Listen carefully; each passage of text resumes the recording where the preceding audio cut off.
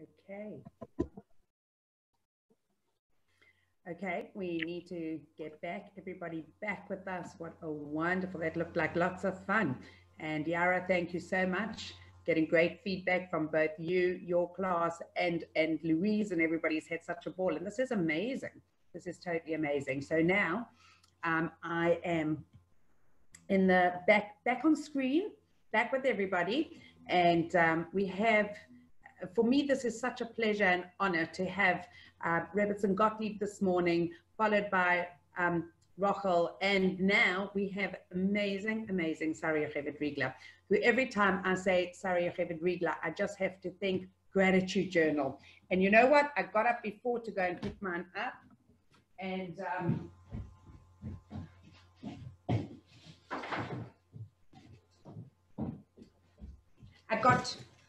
I got distracted, funnily enough, by just one or two things that were happening here. And this is our second run, the second run of the gratitude journal. We still have a gray one, and now we've got this beautiful color, which is really, I think Sara Yocheved's beautiful color, because she just goes so beautifully with that, right? And this is our gratitude journal that we put together after an amazing workshop, the first time that we were zoicha, that we merited to have you speak with us. And I think that was just like so really amazing. And I was looking for the rest of your books, because I wanted to have the whole line of your books here. And I have to tell you that your books are a borrowing library. I have at least 15 copies of Holy Women, which I only know where one copy is. I have lights along the way. I still have that, but the others are out. We have And God Winked. We have amazing Emunah and Chicken Soup. And we are all waiting. And God Winked is one of those beautiful, amazing essays. And I can see that Sara has just gone to go and maybe bring us some of her other books. And we're all waiting in anticipation, you know, on the next one. I just wanted to quickly say something, because TikTok, somebody said before, is the things that the young kids do, but TikTok is really the healthy tea. And that's why TikTok never sat with me with these crazy things that they do. But we're going to have some time now. Again, we're back in Yerushalayim, girls. We're in Jerusalem. So it is actually quite amazing that we've had this opportunity to be in Jerusalem today a few times. And I just wanted to thank Rebbetzin Rigler, Sara Yocheved, Sara, just for being with us and taking his precious time to come and share some thoughts on prayer and meditation. Thank you very much, Joanne.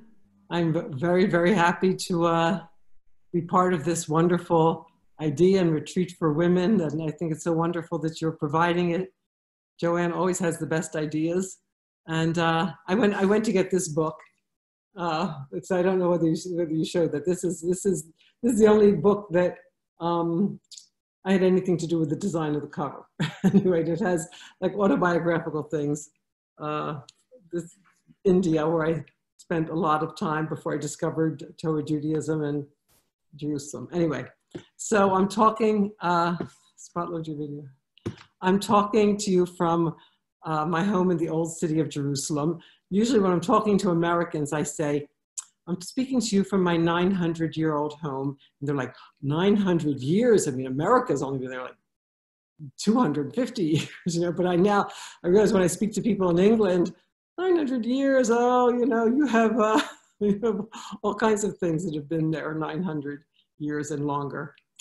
So our subject today is dealing with the coronavirus shutdown in a way that will be revivifying for all of us. It's definitely a difficult time. It's a time of a lot of stress, tension, even fear. Nobody knows what's going to happen next. You know, I've never in my life seen a time where all the experts are like, you know, saying, well, you know, this is the case. You have to be social distancing, 2 meters apart. And then somebody else comes out, no, it has to be more than 2 meters apart. And somebody else comes out with the masks don't help at all. And then somebody else comes out with, no, the masks are very important. And like, nobody knows. And this uncertainty is very unsettling. Rabbi Jonathan Sachs, who I believe is one of the greatest things that was ever produced, one of the greatest products Great Britain has ever produced. You're a wonderful Rabbi Jonathan Sachs. So on last week's Parsha, I read his commentary on the Parsha every week. I get it in email. And he said that he spoke about last week's Parsha, he called it radical uncertainty. He was speaking about how in last week's Parsha of the Torah Emor, it talks about the holiday of Sukkot. Now we have 3 pilgrimage holidays, Pesach, Shavuos, and Sukkot. There's a mitzvah to rejoice, to be happy on our holidays. The Vilna Gaon famously said that it's the hardest mitzvah of the Torah, like to be happy for 8 straight days. So Rabbi Sachs pointed out that that to be happy is mentioned once in connection with Shavuos, the holiday that's coming up. It's mentioned not at all when it talks about Pesach, in connection to Pesach, no mention of happiness. But with Sukkot, the holiday where we go out and live in sukkahs for a week, in these little booths, it's mentioned 3 times. And 3 times it mentions happiness. And Rabbi Sachs points out how strange this is, because this is the holiday of insecurity. You leave the 4 walls of your home and you go out into this little sukkah that could have 4 walls, temporary walls,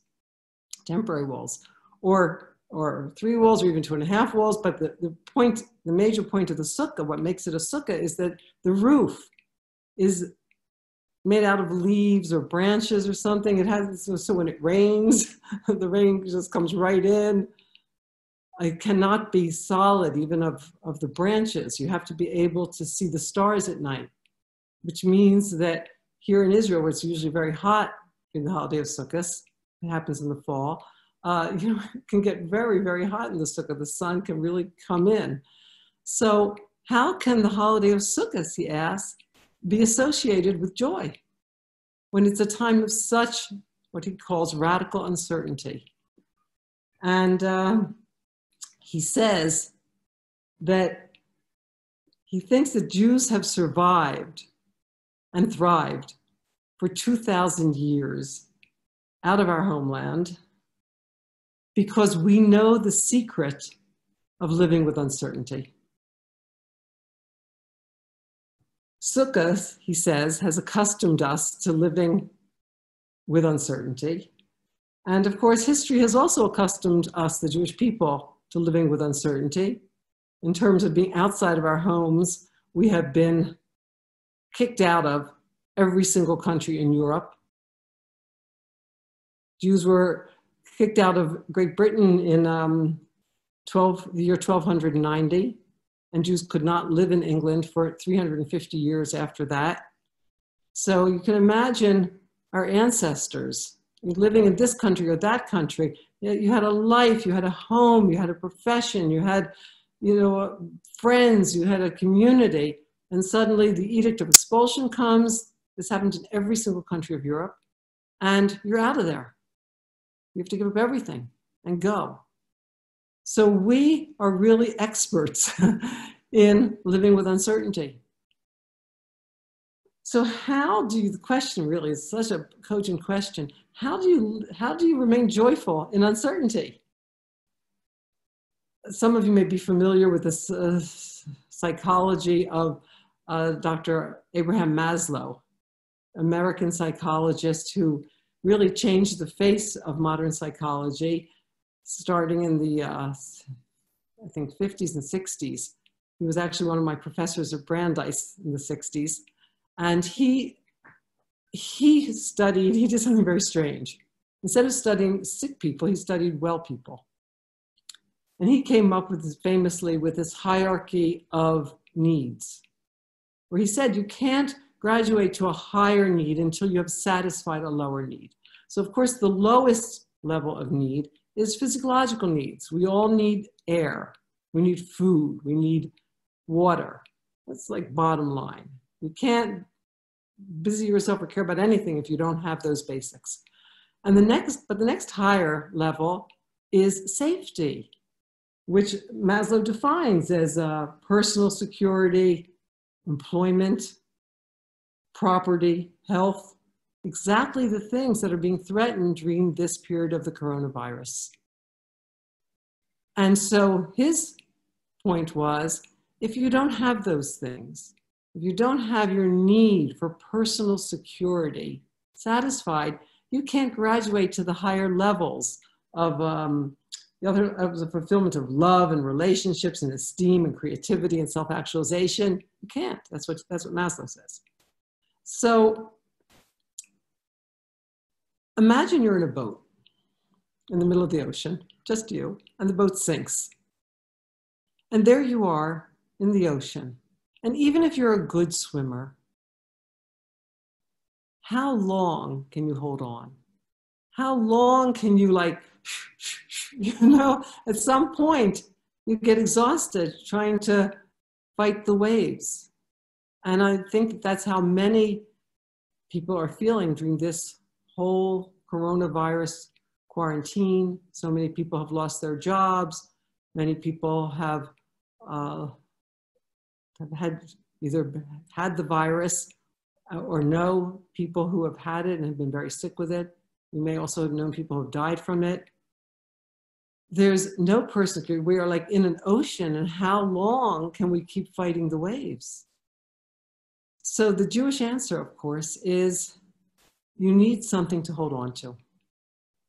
And that something is God, Hashem. It's the only way we're going to get through this period.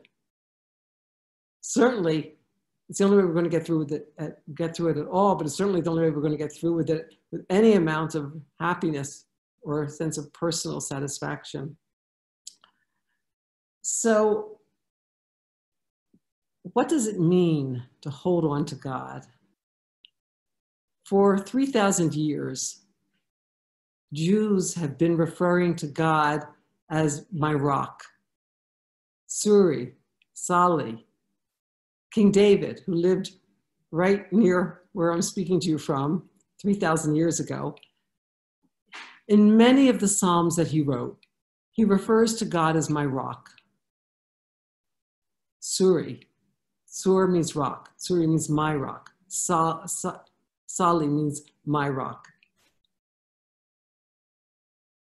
It's interesting because, throughout Jewish liturgy, if you look, you'll notice many, many times that God is referred to as my rock. In 1948, in May, when Israel was about to declare independence, David Ben-Gurion and the other heads of the Zionist movement made the pivotal decision to declare independence. So they were going to have a declaration of independence. The country needs a declaration of independence. And as you can imagine with Jews, there was a lot of argument as to exactly the wording of what it should be. And the religious Zionists, whom there were not so many represented, they wanted God to be mentioned. In the American Declaration of Independence, which I had to memorize part of it as a child, it talks about God, it mentions God explicitly. But I don't know, does England even have a Declaration of Independence? I don't know if it mentions God. If a certain period of time, if it came from, I'm sure it does. But here it was 1948, and most of the leaders of the Zionist movement at that time were secular Zionists, and many of them were not only not religious, but they were anti-religious, and they didn't want to mention God. They were like atheists, we're not mentioning God. And the compromise that was made in the Israeli Declaration of Independence is, it refers to Sur Yisrael, the rock of Israel. That was the compromise that was struck You know, we're not going to say God or any of the names of God in Hebrew, but we'll say Sur Yisrael. God is our rock. And this is extremely important during this period of so much uncertainty and insecurity, to really imbibe and take into your soul that God is your rock. Another word that is used frequently in Psalms that are written by King David is the word fortress. Mitsudah. Those of you who have been here to the old city of Jerusalem, you know at the entrance to the old city is Jaffa Gate. In the Jaffa Gate, there's a fortress. Parts of that fortress actually date back to the Hasmonean period, the period of the Maccabees. And then it was added on to by Herod and added on to much more different periods of history. But we know what a fortress looks like. So fortress is also a very important concept.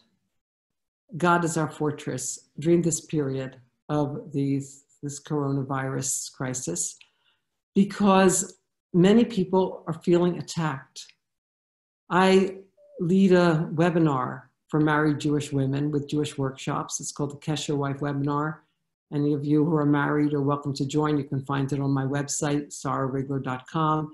It's a program for working on your own spiritual life through your marriage. So we use spiritual tools, not psychological tools, but spiritual tools to work on your marriage. And through this Kesher Wife Club, I have an opportunity to speak one-on-one with many women throughout the world. We have members in England, America, Israel, South Africa, Australia, South America, Europe. And one of the things that women are telling me now, married women, is their husbands are becoming sometimes very hostile. Husbands who, for many husbands, maybe for most, their primary identity is wrapped up in their business or how much money they're making or their success in their profession. And now when the whole financial state of the world is in a state of uncertainty, and there are people, experts who are saying we're going to enter a period of a depression like the depression of the Great Depression of the 1930s. And this is making men particularly very, very scared. And many men are expressing that fear toward their wives in a very attacking way.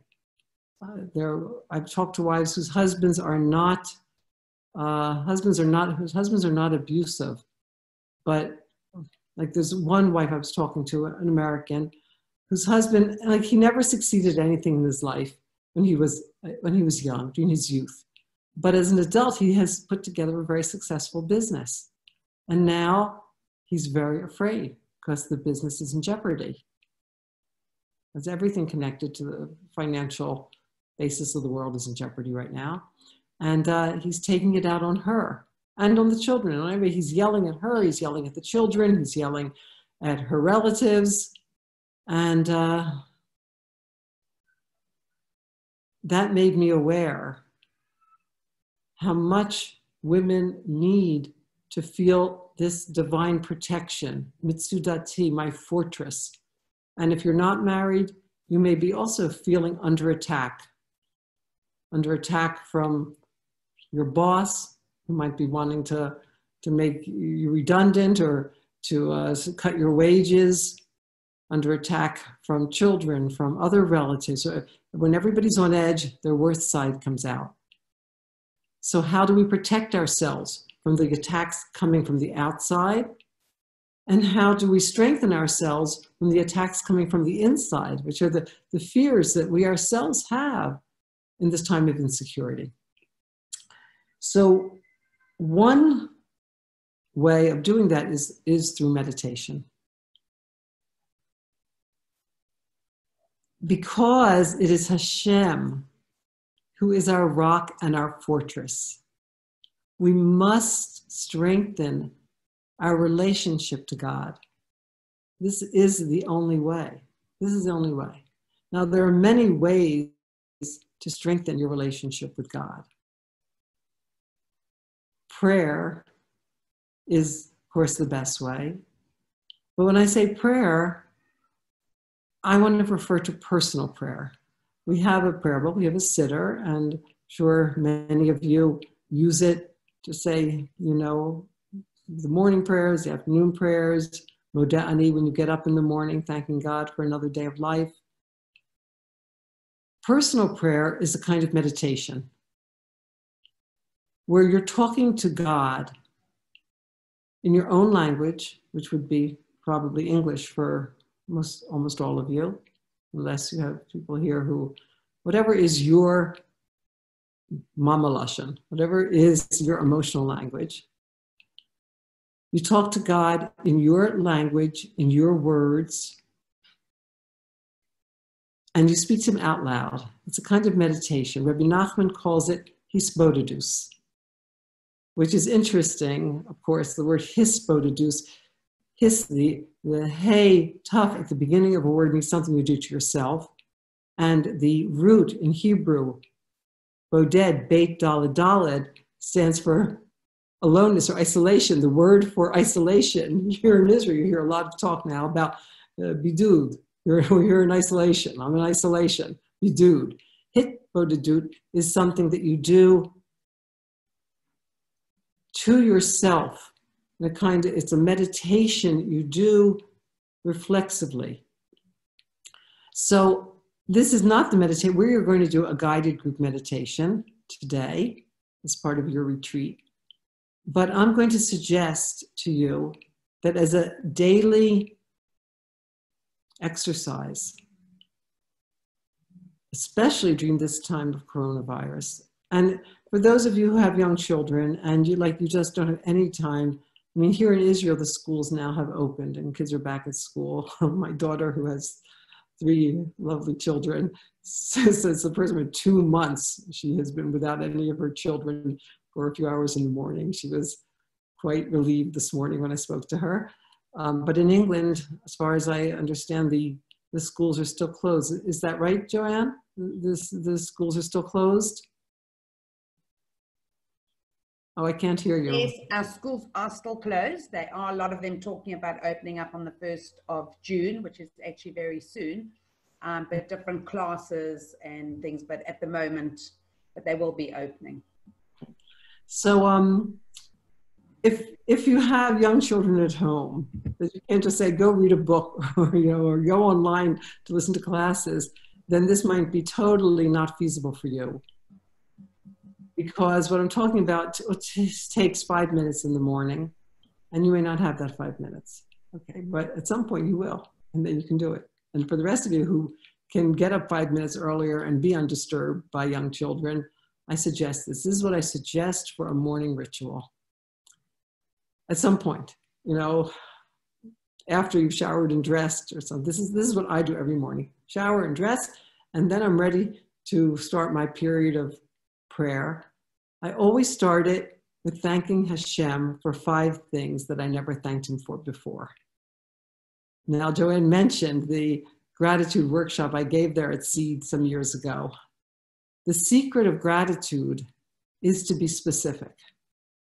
So you don't thank Hashem for your good health.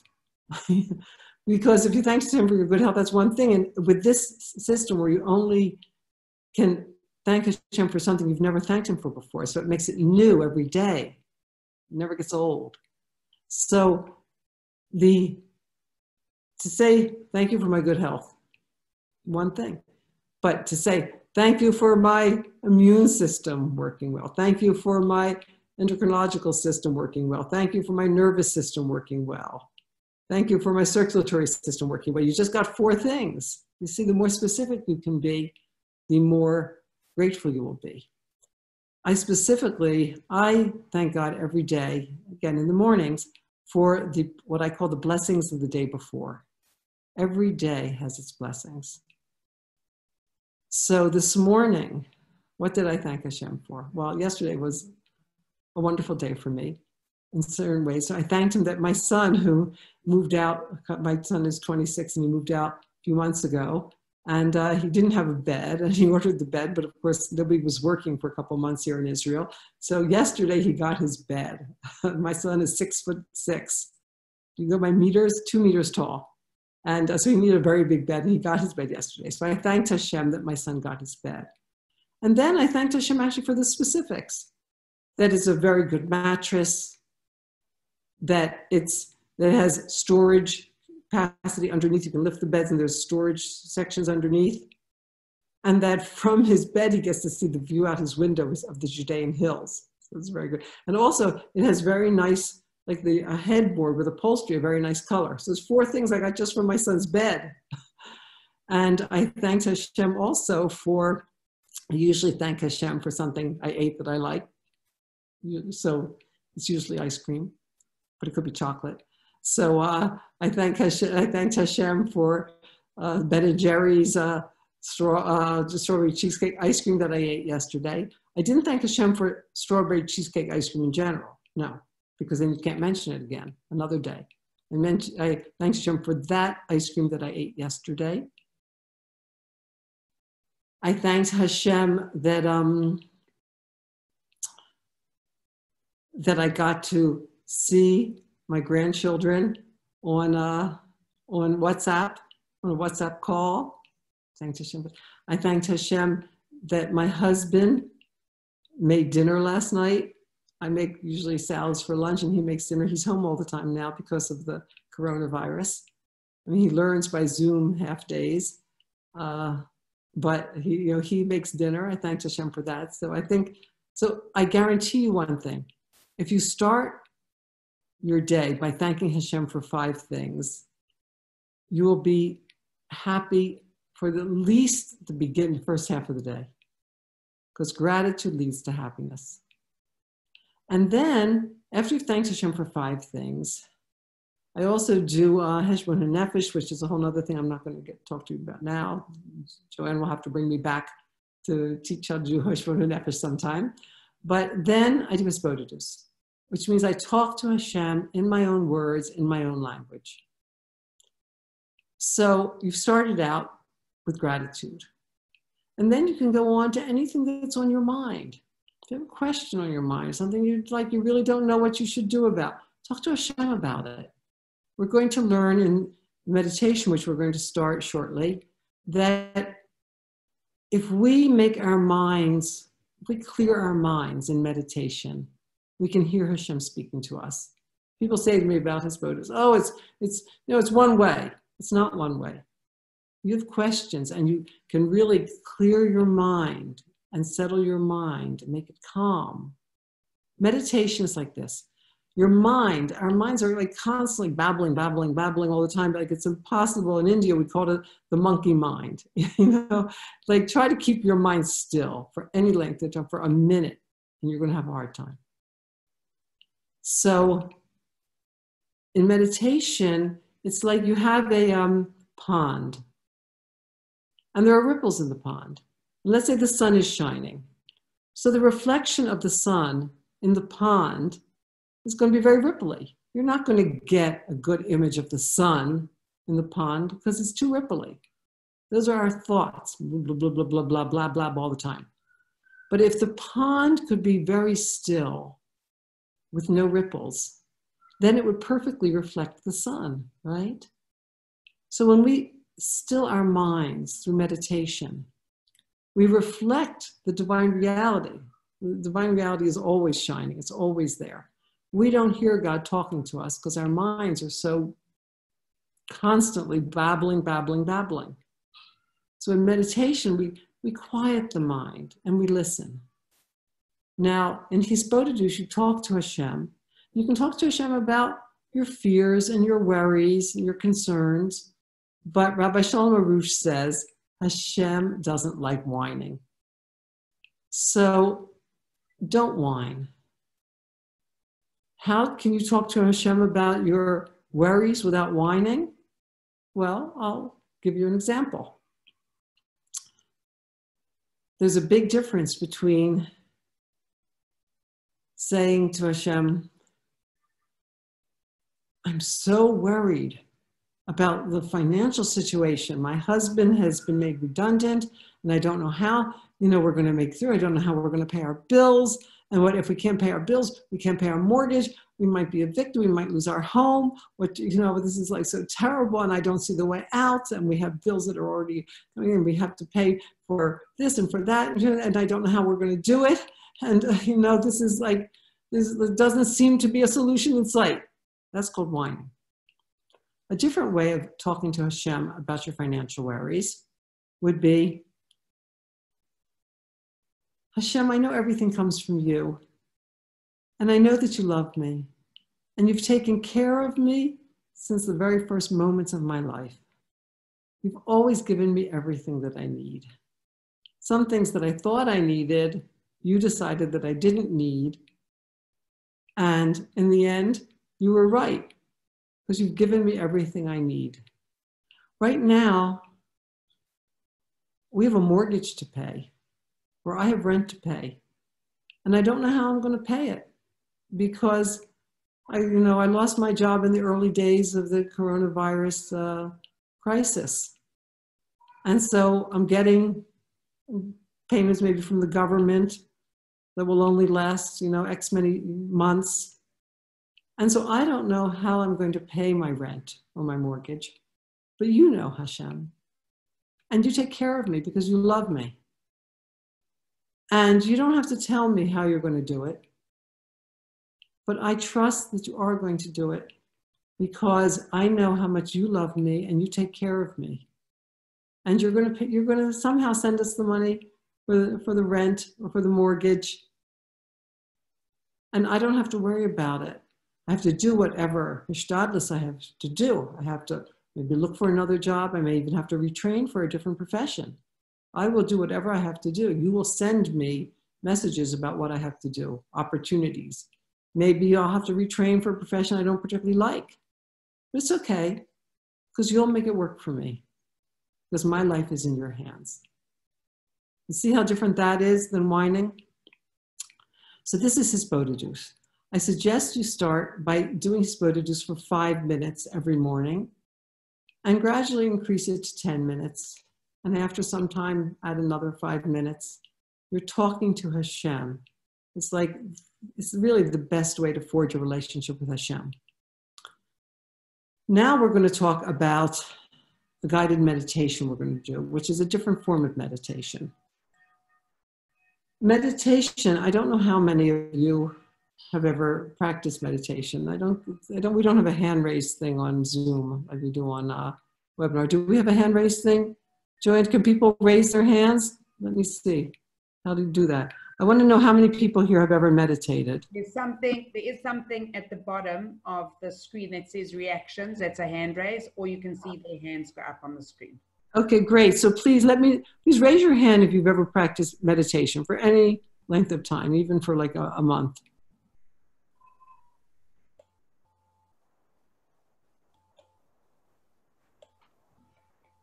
Okay, so we've probably got about 10 that I can see. 10 out of 60 that I can see. Okay, so I'm going to go from the beginning here.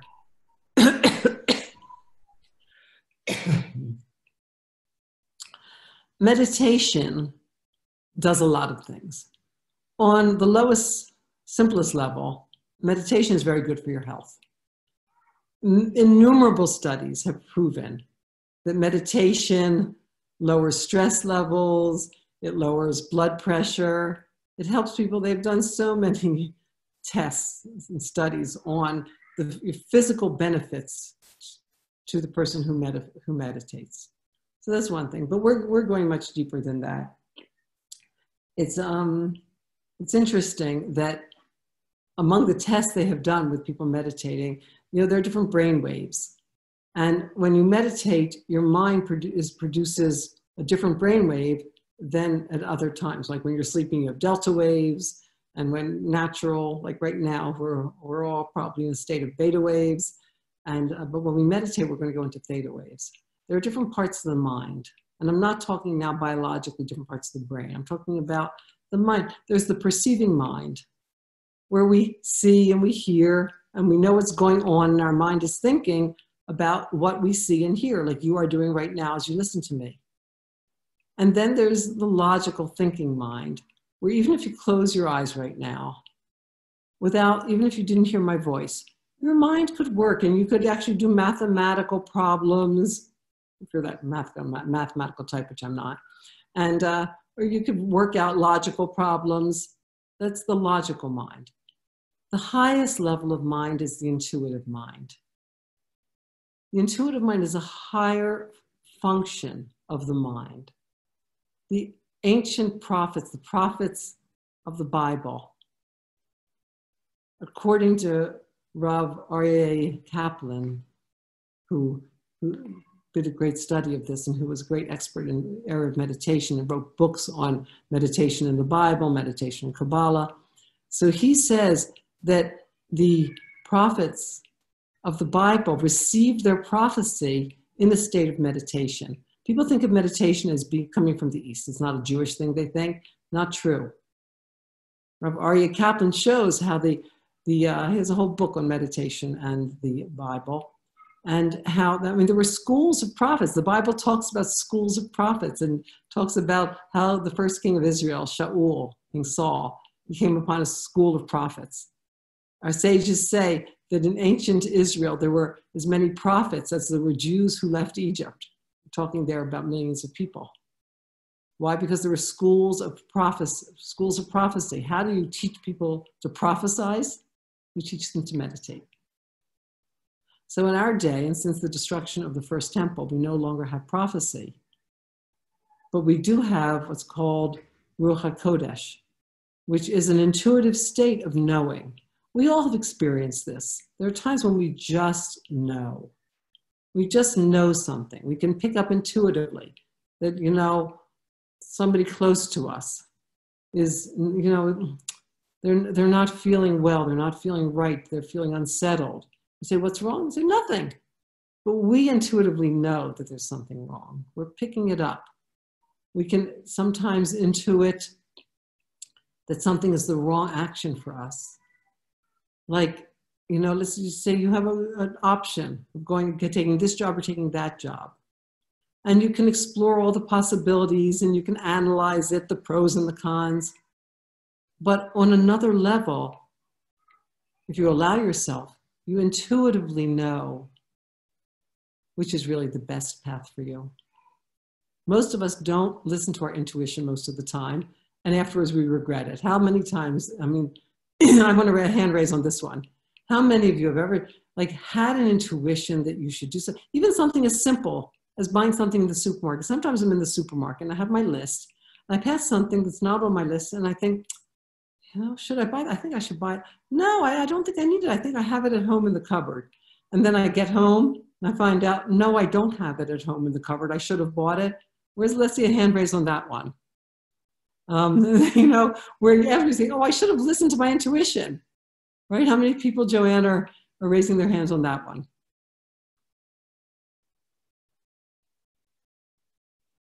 Should I? Oh, I don't. How many people raise their hands? I didn't hear you. 5? Yeah, no, we've got more than that. I've seen quite a lot of hands raised. Great. So that's your intuition. All of us have intuition. Meditation puts us into the intuitive mind, where it's not just knowing what we should buy at the supermarket, but we can know much higher things. We can know God in our lives through meditation.